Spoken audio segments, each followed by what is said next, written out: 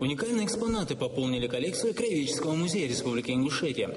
Множество золотых и серебряных украшений эпохи Средневековья теперь доступны для созерцания жителями нашей республики. Кольца, серьги, бусы прекрасно дополняют коллекцию зала археологии. Коллекция уникальная.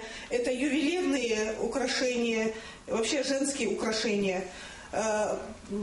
Предметов очень много. Сколько экземпляров? 45 наименований предметов, и они насчитывают в себе 415 штук единиц хранения у нас получается. Потому что для нас каждая бусинка является отдельным предметом хранения.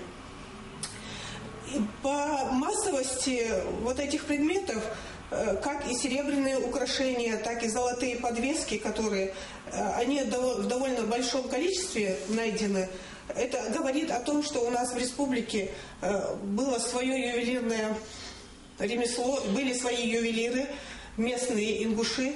Это серебряное кольцо, как я понял, тут какие-то изображения животных. Что это значит, как вы можете это прокомментировать?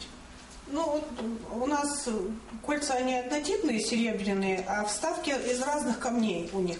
И на некоторых камнях нанесены в виде насечек силуэты животных.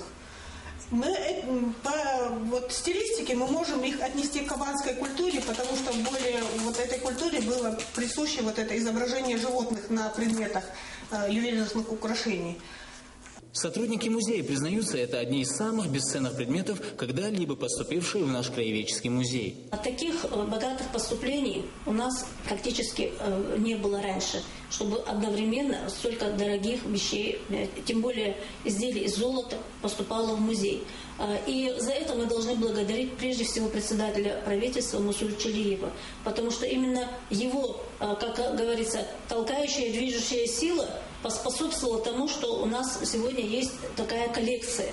Потому что музей не располагает финансовыми средствами для того, чтобы закупать, и тем более закупать быстро, артефакты археологии, которые очень много существуют, раскапываются на территории нашей республики. И, к сожалению, очень быстро уходят за пределы нашей республики. И потом мы можем, путешествуя по Северному Кавказу, по Кавказу и далеко за Кавказом, видеть вещи, которые явно принадлежат культуре нашего народа, выставленные как вещи, которые созданы другими народами.